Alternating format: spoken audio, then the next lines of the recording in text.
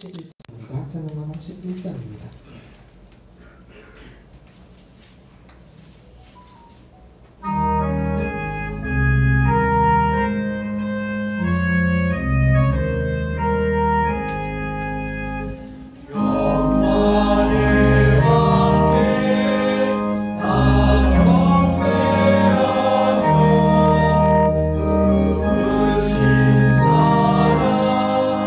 늘 잘 통하라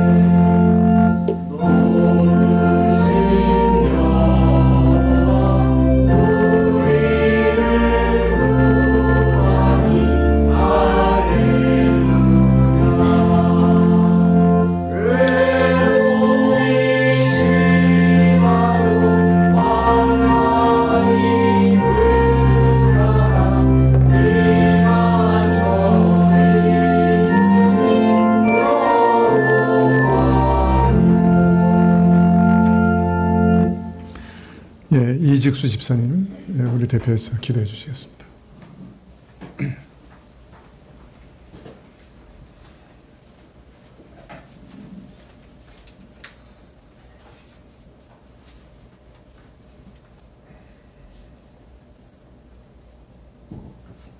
이러므로 우리에게 구름같이 둘러싼 허다한 증인들이 있으니 모든 무거운 것과 얽매이기 쉬운 죄를 벗어버리고 인내로서 우리 앞에 당한 경주를 경주하며 믿음의 주요 또 온전케 하시는 이 예수를 바라보자.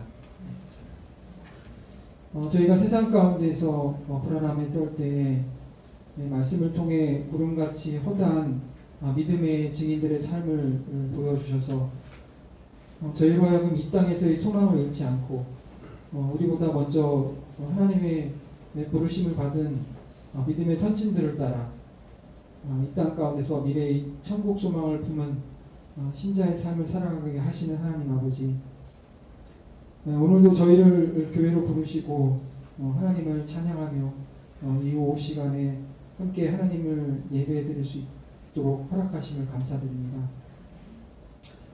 하나님의 택하심을 따라 거룩한 자로 부르심을 받고 그리스도의 다스림을 따르는 신자로 살아간다는 것이 저희의 행함에 비해 너무나 큰 감당할 수 없는 선물이라는 것을 알면서도 때론 하나님을 알지 못하는 사람들처럼 욕심과 시기와 질투와 분냄을 가족과 일터에서 뿐만 아니라 또한 교회 공동체 가운데서도 행했습니다.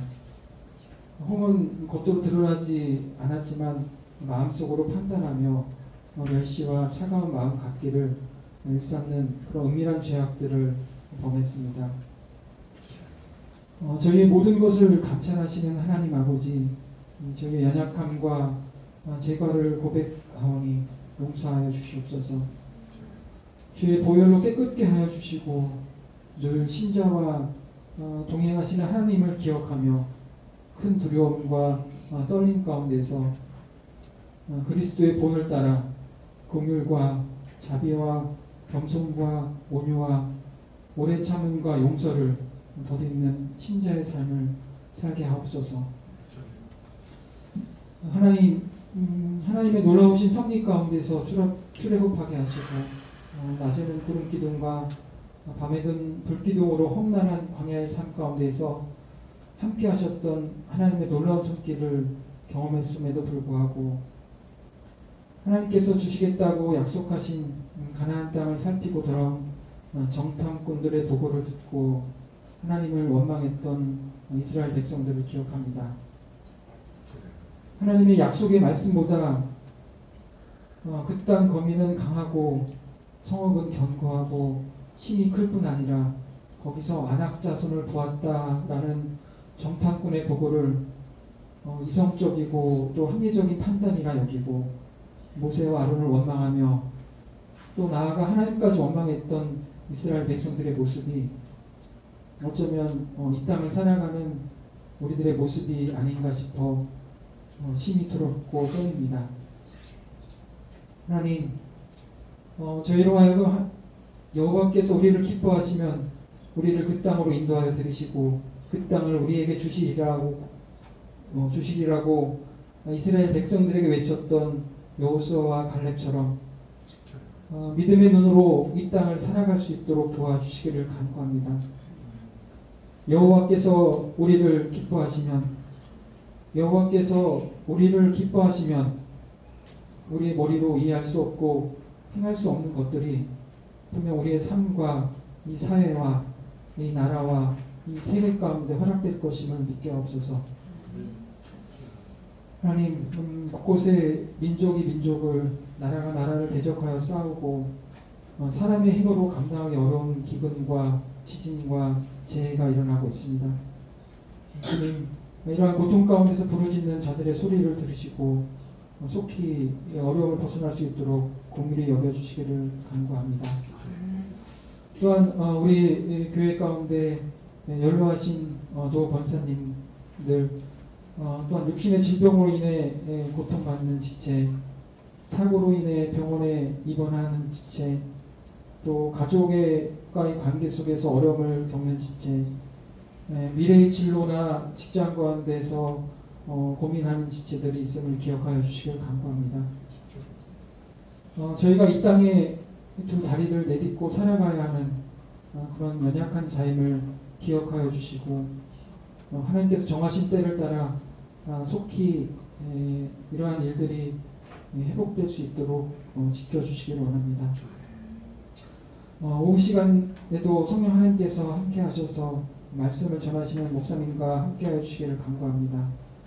목사님께서 주의 말씀을 온전히 대언하도록 하시고 이로 말미암아 듣는 저희와 전하는 자 모두에게 주의 은혜가 함께 할 수 있도록 하시옵소서.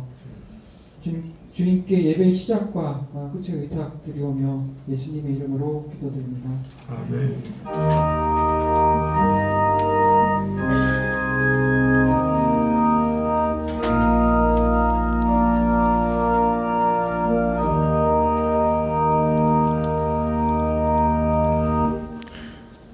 예, 말씀은 욥기 34장 1절부터 35장 16절까지입니다. 34장 1절부터 35장 16절, 그 중에 35장 1절부터 8절까지만 교도하시죠.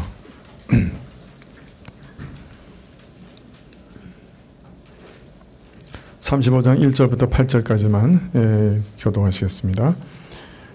예. 엘리후가 말을 이어가로되 내가 이 건을 합리하게 여기느냐 내 생각에 내가 하나님보다 의롭다 하여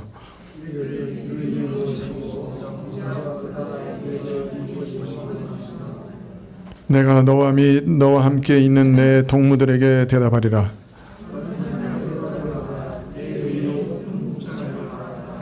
내가 범죄한들 하나님께 무슨 영향이 있겠으며 내 죄악이 관영한들 하나님께 무슨 관계가 있겠느냐.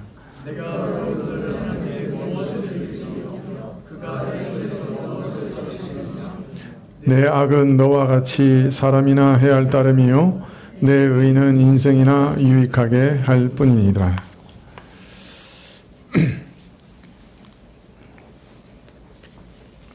네, 이제 욥기가 이제 거의 이제 마지막으로 이제 달려가는데요. 사실 엘리후와 마지막 이제 하나님께서 나타나셔서 욥에게 말씀하신 부분들이 제일 어렵습니다. 또 문맥을 따라서 읽어나가는 것이 쉽지 않거든요. 예, 그래서 조금 주의를 기울여 주셔야 이제 이게 조금 이렇게 뭐랄까요, 이해하시기가 쉬울 겁니다. 욥기 이제 마지막에 가서 이제 결론을 이제 내야 되는데, 제가 요새 거의 한 4주를 그 한 본문에 매달려서 지금 보고 있는데, 하여튼 결론이 잘 나야 할 터인데 쉽지 않습니다. 하여튼 기도해 주시면 좋겠고요. 자, 지난 시간에 이제 엘리후가 그 첫 번째 변론에서 욥의 잘못들을 쭉 지적하죠. 첫째는 욥이 하나님과 더불어서 이렇게 쟁론하려고 하는 그 태도가 일단 잘못됐다, 이렇게 지적합니다. 자기에게 죄가 없는데 하나님께서 고난을 허락하신 것을 이해할 수가 없다, 이렇게 원망하면서 하나님 이게 도대체 무슨 일이에요? 하고 하나님께 시비를 거는 태도를 계속 욥이 취했는데, 참 이것은 거룩하신 하나님 앞에서 인간이 취할 태도가 아니다, 이렇게 아주 책망을 합니다. 두 번째 엘리후가 책망한 것은 왜 하나님께서 나에게 이런 이해할 수 없는 일들을 당하게 하셨는지 그 전후 사정이라도 좀 가르쳐 주시면 좋겠는데, 아니 왜 내가 이런 고난을 당해야 됩니까? 이렇게 참 원망하면서 혼란과 절망 속에서 참 자신에게 고난의 이유를 알려주시지 않는 것에 대해서 불평했는데, 하나님의 침묵에 대해서 불평했는데, 이것이 잘못됐다. 왜냐하면 하나님께서는 항상 이런저런 모양으로 사람에게 말씀하시는 분이시고 그를 경계하여 악에서 돌이키시는 분이시며 그래서 그 영혼을 멸망에서 구원시키시는 분이시다. 그래서 결코 침묵하는 분이, 끝까지 침묵하는 분이 아니시다. 그러므로 하나님께서 대답하지 않으신다고 원망하는 태도도 잘못했다. 세 번째로, 고난을 인과응보의 원리를 따라서 죄에 대한 형벌로 생각하는 것도 잘못했다. 고난은 죄의 형벌로도 주어질 수 있지만은 고난은 연단으로 주어질 수도 있다. 즉 사람을 교정하시려고 하는 하나님의 선하신 섭리일 수 있다. 그렇게 말하고 있습니다. 그래서 때로 죽음의 문턱에까지 이르게 하셔서 그 육체로 세잔하게 하시고 그 가운데서 그러나 그를 변호할 중보자로 하여금 그에게 무엇이 옳고 바른 것인지를 알려주게 하시고 또한 대속의 은혜를 입게 하사 멸망치 않게 하시고 예전에 복된 상태로 회복해 하시기도 한다. 이렇게 말합니다. 자, 그리고 이런 과정을 통해서 자신의 부족과 연약과 허물과 죄인됨을 깊이 깨닫게 하셔서 내가 범죄하였으나 마땅히 받을 벌을 받지 아니하고 은혜를 입었다 고백하게 하시고 오히려 하나님께서는 나를 긍휼히 여겨 나를 멸망에서 구원하시고 생명 가운데 살게 하셨다 감사하게 하신다고 말합니다. 이처럼 고난은 우리에게 유익을 위해서 주의 선하신 뜻 가운데 하나님의 은혜를 더 깊이 체험하며 알게 하시기 위해서 허락되는 경우도 있다라고 알리고 있습니다. 더하여 하나님은 이런 일을 거듭거듭 하셔서 사랑하는 자로 멸망치 않고 생명의 빛을 누리는 은혜로 인도하신다. 그렇게 말씀하시는 거죠. 사실 고난이 없이 겸손하게 되는 사람은 저는 없다고 생각이 듭니다. 고난 없이 영적으로 성숙할 수 있는 사람도 없다고 생각합니다. 말씀만 듣고 이렇게 계시 가운데서 충만하게 이렇게 성장하면 참 좋겠는데 그렇지 않습니다. 이 고난이 옆에서 우리를 연단해야 사실은 우리 정체가 드러나고 또 성숙이 가능해지는 것이 우리 인생입니다. 그래서 지금 엘리후가 그것에 대해서 말하고 있습니다. 자, 그런데 우리가 지난 시간에 살펴본 것 중에 좀 특별한 점이 있는데요. 엘리후는 이 고난의 선한 용도에 대해서 말하면서 하나님의 사자에 대해서 얘기합니다. 자, 왜 하나님의 사자가 필요하냐? 흉악한 죄인과 거룩하신 하나님 사이를 이어줄 중보자로 하나님의 사자가 필요하다. 이렇게 말하고 있습니다. 그런데 이 하나님의 사자에 대해서 일천 중 하나 이렇게 얘기하고 있어요. 그 우리말 성경에는 천사로 번역되어 있지만은 사람으로 번역할 수도 있다고 말씀드렸죠.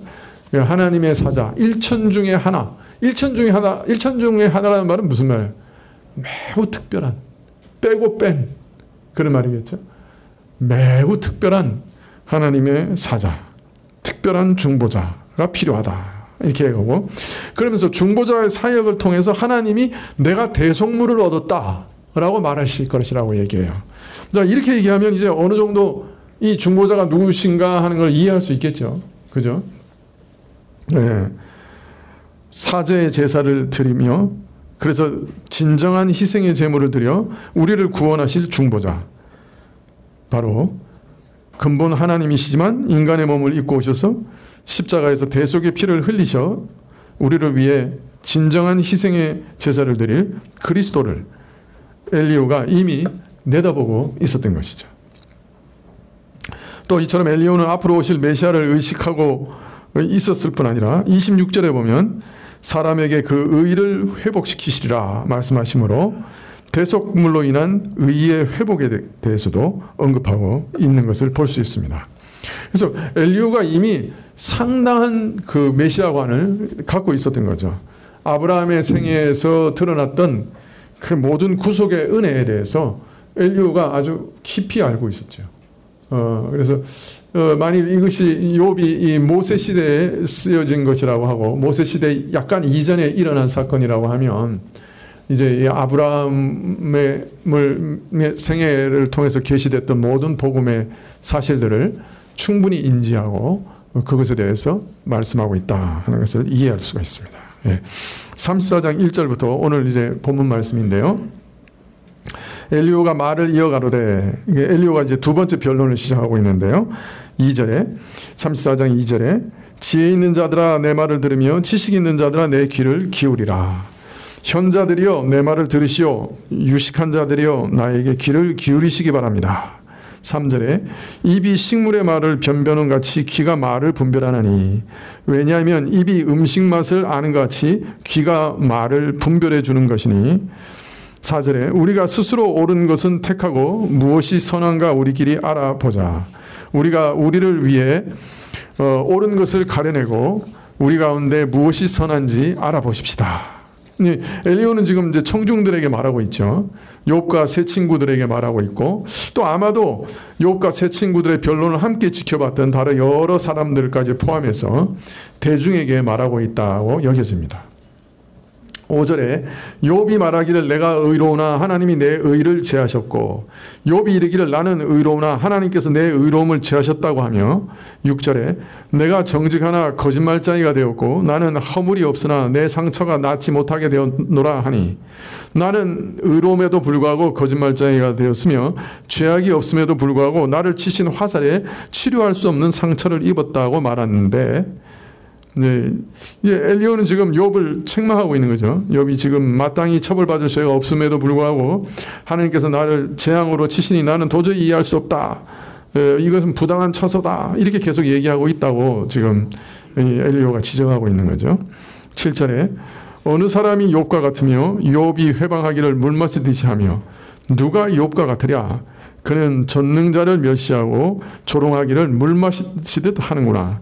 이게 말이 되느냐. 3절에 악한 일을 하는 자들과 사귀며 악인과 함께 다니며 그는 행악자와 길을 같이 하며 악인들과 똑같이 행동하면서 9절에 이르기를 사람이 하나님을 기뻐하나 무익하다 하는구나. 말하기를 사람이 하나님을 기쁘시게 하는 것이 무슨 유익이 있는가라고 하는구나. 엘리후는 욥이 지금 하나님을 기쁘시게 하려 하여 하나님을 경외하여 악에서 떠났음에도 불구하고 그가 원하시는 대로 순종하며 경건하게 살았음에도 불구하고 결국 얻은 것은 재앙뿐이라고 하면서 이것은 하나님의 대우가 처사가 부당한 것이다. 이런 것을 의미한다. 경건해 보아야 아무 소용이 없다는 것을 의미하는 거 아니냐라고 말하고 있다고 욥을 지금 책망하고 있는 것이죠. 엘리후는 이어서 욥과 청중들에게 다음 같은 사실을 분명히 밝힙니다. 10절에 그러므로 너희 총명한 자들아 내 말을 들으라. 하나님은 단정코 악을 행치 아니하시며 전능자는 단정코 불의를 행치 아니하시고 여러 지성인들은 내 말을 들어보시오. 하나님께 악이 있다거나 전능자에게 불의가 있다고 하는 것이 있을 수 있는 일입니까? 하나님께서 악을 행하실 수가 있겠습니까? 11절에 사람의 일을 따라 보응하사 각각 그 행위대로 얻게 하시나니 오히려 하나님은 각 사람에게 그 행위대로 갚으시며 그 행한 일에 합당한 보응을 받게 하시는 분이시니 12절에 진실로 하나님은 악을 행치 아니하시며 전능자는 공의를 굽히지 아니하시느니라. 하나님께서는 결코 악을 행하지 아니하시며 공의를 왜곡하지 아니하시는 분이십니다. 13절에 누가 땅을 그에게 맡겼느냐? 누가 온 세계를 정하였느냐? 누가 하나님께 온 땅을 맡기기라도 하였습니까? 누가 하나님께 세상의 모든 것을 창조하게 하기라도 했습니까? 즉 하나님은 하나님이시다는 말이죠. 하나님의 세상 통치는 하나님보다 높은 신이 하나님께 맡긴 책임이 아니에요.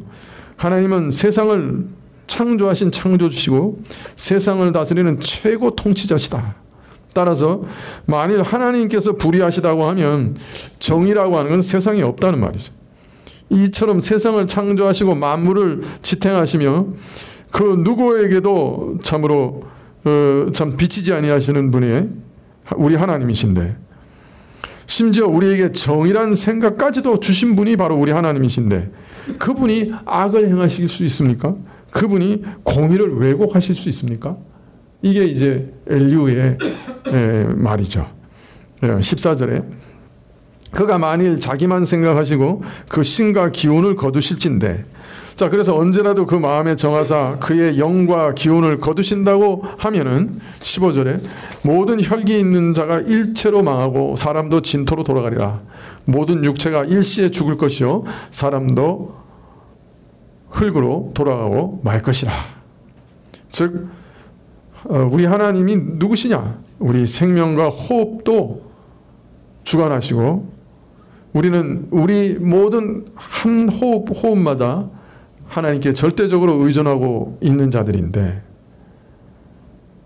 바로 우리는 이런 존재지만은 하나님은 그 어떤 존재에게 눈꼽만큼도 의존하지 않으시고 우리에게도 의존하지 않으시고 홀로 온 세상을 주관하시는 분이시라. 자, 그런데 이런 하나님이 선하지 않거나 의롭지 못하다고 말하는 것은 참으로 얼마나 어리석은 일이요 하나님의 통치에 대해서 도전하는 매우 위험한 행위라. 하나님이 선하지 않으시면 정의롭지 않으시면 이 세상이 어찌 되겠는가? 사실 하나님의 존재와 하나님의 능력과 통치는 함께 가는 것이고 하나님의 존재하심 자체에 그의 능력과 통치 그리고 선하심과 의로우심이 함께 내재된 것이라. 내가 하나님의 의로우심을 의심하는 것은 자칫하면 하나님의 존재와 그 통치에 도전하는 것이 되는 것이다. 이렇게 엘리후는 지적하고 있는 것이죠. 그러니까 엘리후가 지금 말하는 것은 이런 내용입니다. 욥은 자신이 의롭지만은 하나님께서 내 의로움을 부인하셨고 내게 재앙을 내리시기 때문에 내리시는 것으로 나로 하여금 마치 죄인처럼 취급을 하셨다. 자, 이렇다면 참 의로운 사람을 죄인 취급하신다면 사람이 하나님을 경외하며 그를 기쁘시게 하여 얻는 게 무엇이 있느냐? 무슨 유익이 있느냐? 욥이 이렇게 항변을 하는 것이죠. 그러나 엘리후는 바로 이 말이 잘못됐다 하고 말합니다. 이건 행악자들, 하나님을 부인하는 악인들이 하는 말과 똑같은 거다. 왜냐하면 세상을 다스리시는 하나님께서는 결코 불의를 행하실 수 없던 분이시다. 모든 사람의 행위를 일일이 살피사 반드시 악인을 그 악한 대로 합당한 대로 보응하시고 의인을 그 합당한 대로 상 주시는 분이 바로 우리 하나님이시기 때문에 세상을 창조하시고 지금도 선대하시고 지금도 모든 사람을 붙들어 주시고 모든 호흡을 붙들어 주시는 선하신 하나님이 우리의 하나님이시고 우리에게 정의라고 하는 개념마저 먼저 주신 분이 하나님이신데 그분이 불의하시다고 말하는 것은 말도 안 되는 소리다. 이렇게 엘리후가 지금 질책하고 있는 거죠. 자, 엘리후는 이제 단수 2인칭 명령을 사용해서 욥에게 직접 말하기 시작합니다. 16절에 만일 총명이 있거든 이것을 들으며 내 말소리에 귀를 기울이라. 내가 만일 명철이 있다면 이것을 듣고 내 말소리에 경청하라. 17절에 공의를 미워하시는 자시면 어찌 치리하시겠느냐? 의롭고 전능하신 자를 내가 정죄하겠느냐? 네, 계속 얘기해온 내용이죠. 공의를 미워하시는 분이라면 어찌 세계를 다스릴 수 있겠느냐? 내가 의롭고 전능하신 분을 정죄할 것이냐? 네, 이어서 이제 하나님 심판에 대해서 이렇게 얘기합니다. 18절에 그는 그러니까 그 공의로운 심판에 대해서 말씀하는 거죠. 그는 왕에라도 비루하다 하시며 귀인들에게라도 악하다 하시며 네, 하나님은 왕에게도 무익하다 하시며 귀인들에게도 너희는 악하다 하시며 19절에 왕족을 외모로 치지 아니하시며 부자를 가난한 자보다 더 생각하지 아니하시나니 이는 그들이 다 그의 손으로 지은 바가 됨이니라. 결코 고관들이라고 저들의 얼굴을 보아주지 아니하시며 부자라 하여 가난한 자보다 더 우대해 주지도 않으시니 왜냐하면 하나님이 손수 이 사람들을 지으셨기 때문이라. 자, 이처럼 하나님의 심판은 사사롭지 않고 다른 압력에 굴복해서 어떤 사람을 편들지도 결코 않으신다. 20절에 그들은 밤중 순식간에 죽나니 백성은 떨며 없어지고 세력 있는 자도 사람의 손을 대지 않고 재앙을 당하니라. 사람은 삽시간에 아니 밤중에라도 죽나니 백성은 떨며 사라지고 힘 있는 자도 사람의 손을 빌리지 않고 제감을 당하느니라. 즉 백성이나 고관이라 할지라도 민족이라 할지라도 순식간에 처벌하여 제거하시기도 하는 분이 하나님이시다. 이처럼 하나님의 심판은 확실하다. 21절에 하나님은 사람의 길을 주목하시며 사람의 모든 걸음을 감찰하시나니 이런 하나님께서 참으로 사람들의 일거수일투족을 그 눈으로 살피시며 그의 발걸음을 낱낱이 지켜보고 계시니 욥 너는 하나님께서 사람이 하는 일을 내 사정을 살펴보지 않으신다고 원망하며 소리 높여 외치지만은 실상은 하나님은 항상 이처럼 사람의 길을 일일이 살피시며 그 모든 발걸음을 보고 계시니 22절에 악을 행한 자는 숨을 만한 흑암이나 어두운 그늘이 없느니라. 따라서 행악자가 자기를 숨길 어두움이나 흑암은 없느니라. 23절에 하나님은 사람을 심판하시기에 오래 생각하실 것이 없으시니 하나님은 사람을 더 살필 필요가 없으시니 사람은 심판 때에 하나님 앞에 가야 하며 24절에 세력 있는 자를 조사할 것도 없이 꺾으시고 다른 사람을 세워 그를 대신하게 하시느니라. 사실을 물어볼 것도 없이 힘센 자들을 꺾으시고 그 자리에 딴 사람을 앉히시는 분이시라. 여기서 말씀하시는 것은 이거죠. 하나님께서 일일이 불러서 죄악을 따질 필요도 없다는 거예요. 다 아신다는 거예요. 그리고 즉시 강한 자를 부러뜨려 버리시고 그런 자들을 다른 권력으로 그들 대신해서 세우시기도 하신다. 이렇게 말씀하시는 겁니다. 25절에 이와 같이 그들의 행위를 아시고 그들을 밤사이에 엎으신 즉 멸망하나니 이와 같이 그들의 행위를 살피시고 하룻밤 사이에 뒤엎으셔서 흩으시기도 한다. 이렇게 말씀합니다. 이처럼 모든 것이 하나님 앞에서 밝히 드러나 있으므로 하나님께서는 세상 사람들을 신문하실 필요도 없고 사람을 불러내서 일일이 재판할 필요도 없습니다. 그리고 심판하실 때는 하루아침에 다 쓸어버리시기도 하는 것이죠. 26절에 그들을 악한 자로 여겨 사람의 목전에서 치심은 하나님은 사람들이 보는 곳에서 악인들을 처벌하시는데 이것은 27절에 그들이 그를 떠나고 그의 모든 길을 무관히 여김이라. 왜냐하면 그들이 하나님으로부터 돌아서고 하나님의 정하신 길에 유의하지 아니하였기 때문이요. 28절에 그들이 이와 같이 하여 가난한 자의 부르짖음이 그에게 상달케 하며 환난받는 자의 부르짖음이 그에게 들리게 하느니라. 가난한 자의 억울한 부르짖음이 그들의 횡포로 말미암는 환난당하는 자의 부르짖음이 하나님께 상달하기 때문이라. 이처럼 악인들에 대한 심판은 이 땅에서 공개적으로 이루어지는 것이죠. 그러나 29절에 주께서 사람에게 평강을 주실 때 누가 감히 잘못하신다 하겠느냐. 주께서 자기 얼굴을 가리시울 때 누가 감히 배울 수 있으랴. 나라에게나 사람에게나 일반이시니. 그러나 하나님이 침묵하신다고 하여 누가 감히 하나님을 비난할 수 있겠느냐.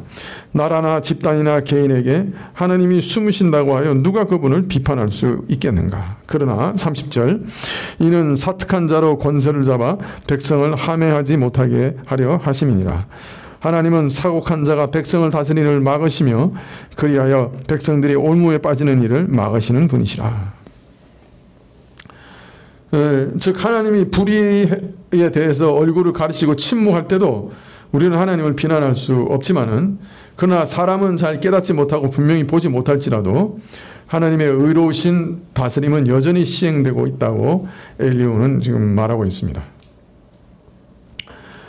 또 하나님의 심판은 공정하고 모든 것을 다 아시니 확실하며 역사에 반드시 드러날 것인데 사람들 앞에서 반드시 드러날 것인데 혹 하나님의 심판이 지체되더라도 하나님을 비난하는 것은 참으로 잘못된 것이고 하나님이 지체하신다 할지라도 반드시 심판하시니 오히려 신자들은 하나님을 믿고 기다려야 한다. 이렇게 말하고 있습니다. 자, 엘리후는 이렇게 얘기한 후에 다시 욥에게 회개를 촉구합니다. 31절에 누가 하나님께 아뢰기를 내가 징계를 받았사오니 다시는 범죄치 아니하겠나이다. 누가 하나님께 죄를 고백하고서 다시는 죄를 짓지 않겠다고 약속하겠는가. 32절에 나의 깨닫지 못하는 것을 내게 가르치소서. 내가 악을 행하였으면 다시는 아니하겠나이다 한 자가 있느냐. 내가 보는 것 외에 당신이 나에게 가르치소서. 내가 죄악을 행하였다면 다시는 행하지 아니하겠나이다 약속하겠는가. 33절에 하나님이 내 뜻대로 갚으셔야 하겠다고 내가 그것을 싫어하느냐. 그러면 내가 스스로 택할 것이요 내가 할 것이 아니니 너는 아는 대로 말하라. 그러나 내가 그것을 거부하였기 때문에 내가 거부하든지 택하든지 내가 아니라 그분이 갚으시리라. 그러므로 너희 아는 것을 말하라. 34절에 총명한 자와 내 말을 듣는 모든 지혜 있는 자가 필연 내게 이르기를 분별력이 있는 사람이면 내 말을 듣는 지혜가 있는 사람이면 내 말에 분명히 동의할 것이다. 35절에 욥이 무식하게 말하니 그 말이 지혜 없다 하리라. 욥의 말은 무식한 소리요 그의 말은 지혜롭지 못하다 하리라. 36절에 욥이 끝까지 시험 받기를 내가 원하노니 이는 그 대답이 악인과 같음이라. 나는 욥이 끝까지 시험 받기를 원하니 저의 대답이 악임과 같으니. 37절에 그가 그 죄 위에 폐역을 더하며 우리 중에 손뼉을 치며 하나님을 거역하는 말을 많이 하는구나. 이는 욥이 자신이 지은 죄에다 반역까지 더하였으니 우리가 보는 앞에서 하나님을 모독하였기 때문이라. 35장 1절에 엘리후가 말을 이어가로되 엘리후가 욥의 잘못을 또 지적합니다. 2절에 35장 2절에 내가 이것을 합리하게 여기느냐 내 생각에 내가 하나님보다 의롭다 하여 내가 말하기를 나의 의가 하나님보다 더하다 낫다고 하니 이것이 과연 옳은 말일 수 있겠는가. 3절에 이르기를 유익이 무엇이고 범죄한 것보다 내게 이익이 무엇인고 하는구나. 내가 이르기를 그런즉 내게 무슨 유익이 있으며 내가 범죄하지 않음으로 얻은 유익이 무엇인가 라고 말하니 말하자면 나는 하나님께 범죄하지 않고 경건과 신실을 지켰으나 내가 얻은 것이 무엇인가 오직 고난과 재난뿐이라 이렇게 이제 욥이 말하고 있는 거죠. 그것은 결국 나는 옳고 신실하였는데 하나님께서는 내게 신실하지 못하셨다. 내 믿음과 경건에 합당한 대우를 해주지 않으셨다. 그가 내게 행하는 일들은 부당한 일이다. 이렇게 말하는 거나 이제 마찬가지라는 얘기죠.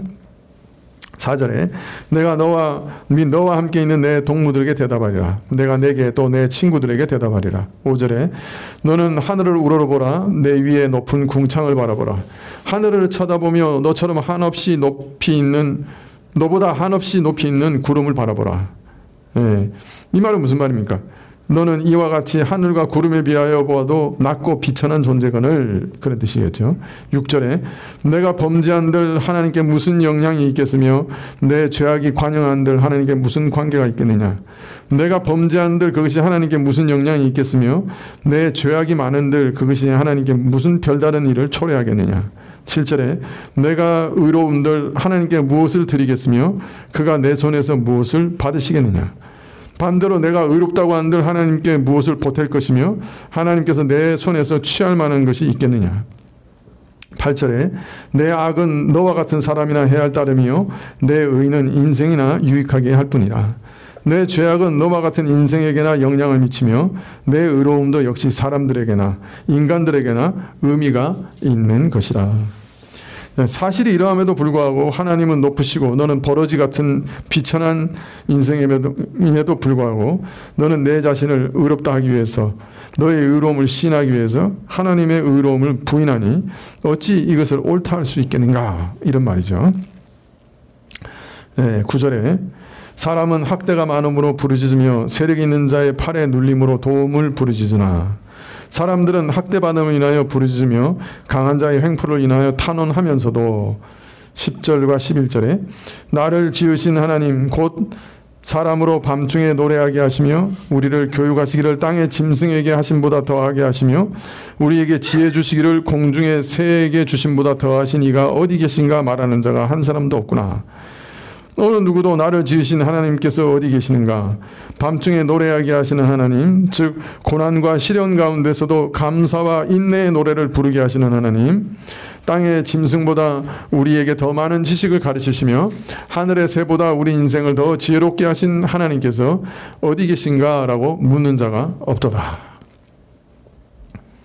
즉 지금 엘리오는 이 피조물로서 합당한 자세로 인간의 비천함을 아는 겸손한 자세로 인생에게 베푸신 갖가지 은혜를 기억하며 믿음과 신뢰의 자세로 하나님을 찾는 자가 참으로 없구나. 밤에 노래하는 자가 없구나. 고통을 당한 가운데서도 하나님을 찬양하고 신뢰하는 자가 없구나 하고 한탄하고 있는 것이죠. 고통을 당하면 자신을 지으신 그리고 자신에게 갖가지 은혜를 베푸신 하나님을 기억하고 그분을 의뢰해야 할 것인데 너는 오히려 불평과 원망만 늘어놓는구나. 그런 뜻이죠. 12절에 그들이 악인의 교만을 인하여 거기서 부르짖으나 응답하는 자가 없음은 하나님께서는 저들이 악하고 교만하여서 부르짖어도 대답하지 않으시고 즉 악인에게 하나님께 응답하지 않으시는 것은 바로 그의 교만 때문인데 라는 말이죠. 13절에 헛된 부르짖음은 하나님이 결코 듣지 아니하시며 전능자가 돌아보지 아니하심이라. 하나님께서는 결코 헛된 것은 듣지 아니하시며 전능하신 분께서는 주목하지 않으시니. 14절에 하물며 말하기를 하나님은 배울 수 없고 일의 시비는 그 앞에 있으니 나는 그를 기다릴 뿐이라 하는 너랴. 하물며 욥 너와 같이 하나님께서 보지 않으신다고 말하며 시비 판단이 하나님 앞에 있으니 나는 그를 기다릴 뿐이라고 하는 너에게 어찌 대답하시겠느냐. 욥은 계속 그렇게 얘기했죠. 내 일을 하나님 앞에 진술을 하였으니 이제는 하나님께서 판단하실 차례다. 나는 이를 기다린다. 이렇게 계속 얘기해 왔죠. 근데 엘리오는 야 그렇게 교만한 너에게 하나님께서 어떻게 대답하시겠느냐 이렇게 대답하고 있습니다. 15절에 하나님이 진노하심으로 법을 주지 아니하셨고 횡포를 심히 살피지 아니하셨으므로 하나님께서 그의 진노대로 처벌하지 않으시며 악을 알아보지 않으신다고 말하는 내게 어찌 대답하시겠느냐. 16절에 이제 너 욥이 헛되이 입을 열어 지식 없는 말을 많이 하는구나. 참으로 욥이 그 입을 열어 헛된 말을 하며 지식 없이 많은 말을 하는구나. 네. 지금 이제 엘리오가 집중적으로 이렇게 지목하는 게 뭡니까? 자기 스스로 의롭다고 하고 그 의로움을 붙들기 위해서 하나님이 부당하다 주장하는 그런 주장들에 대해서 지금 책망하고 있는 거죠. 왜냐하면 그렇게 하면 자신을 하나님보다 더 의롭다 하게 되기 때문이죠. 그래서 엘리오가 책망하는 거죠. 도대체 내 의라고 하는 게 하나님 앞에서 무슨 의미가 있겠느냐. 내가 의롭다고 해서 또는 악하다고 해서 하나님께 무슨 보탬이나 손해가 되는 줄로 생각하느냐. 그것은 너나 너 같은 인생에게나 영향을 줄 뿐이다. 너는 그렇게 너 자신의 비천함을 알지 못하고 내 자신의 의를 시인하고 내 자신의 의를 주장하기 위해서 하나님의 의로움까지 부인하느냐. 정말 이것이 인생이 취할 올바른 태도냐? 얼마나 교만한 일이냐? 이렇게 책망하고 있는 거죠. 너를 지으시고 너에게 지혜를 가르치신 하나님께 겸손히 그 은혜를 구하지 못하고 감히 말하기를 내가 앞으로 가도 하나님을 뵐 수 없고 뒤로 가도 그를 발견할 수 없다라고 말하면서 내가 내 일을 하나님께 진술했으니 이제 하나님이 내게 대답하실 차례다. 나는 하나님의 대답을 기다린다. 이렇게 말하니까 너 같은 자에게 정말 하나님 대답하시겠느냐. 얼마나 교만하고 얼마나 무지한 말을 지금 쏟아내고 있느냐. 이제 이렇게 책망하고 있습니다. 엘리오가 계속 지금 지적하고 있는 게 뭐냐. 한마디로 얘기하면 이거예요. 욥이 세 친구들은 뭐라고 계속 주장한 거예요. 욥이 죄를 지었기 때문에 지금 고난을 받는다. 이렇게 주장하죠. 근데 엘리오는 뭐라고 얘기하는 거예요. 욥이 고난을 받았기 때문에 죄를 지었다. 무슨 말인지 이해가 되시겠어요? 그러니까 세 친구들은 네가 고난을 당한 걸 보니까 네가 죄가 많아서 고난을 당한 거야. 이제 이렇게 계속 주장한 거죠. 그죠? 그래서 너의 모든 고난의 원인은 너의 죄악에 있어. 이렇게 얘기한 거예요. 근데 엘리오는 뭐라고 얘기하는 거예요?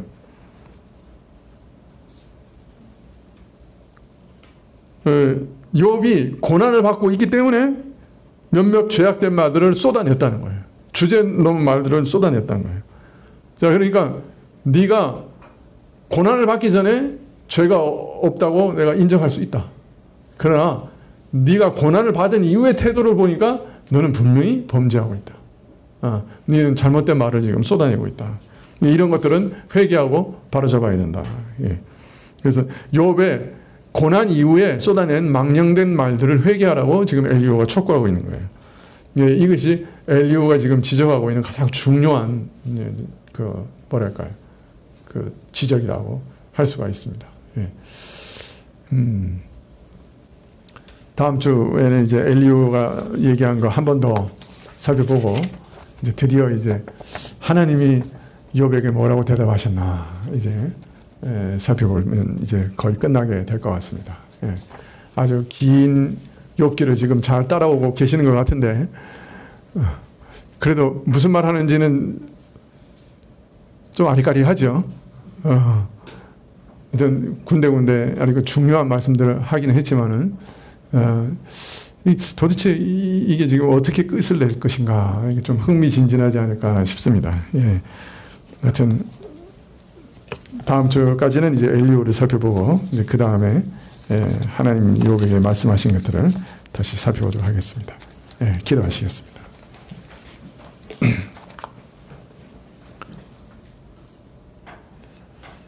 예. 아버지 하나님, 참 저희가 고난당하는 동안에도 저희 마음을 잘 지켜주셔서 저희가 선을 넘어가지 않도록 저희 마음과 생각과 말들이 선을 넘어가지 않도록 도와주시기를 원합니다. 혹 고난당하는 도중에 정말 하나님 어떻게 이러실 수가 있는지, 또 하나님이 공의로우시다고 하면 어떻게 이런 억울한 일들이 생길 수 있는지, 어떻게 선하신 하나님이라면 이렇게 좋은 것을 내게 빼앗아 가실 수가 있는지 원망하고 하나님의 선하신 통치와 다스림을 불평하고 부당하다고 악한 말을 한 것들이 있다면 참으로 회개하고 돌이킬 수 있도록 도와주시기를 간절히 기도합니다. 저희 마음에서나 또 저희 말에서나 또 성도들 간의 교제 가운데서 쏟아낸 것들이 있다고 하면 하나님 앞에서 정직하게 회개하고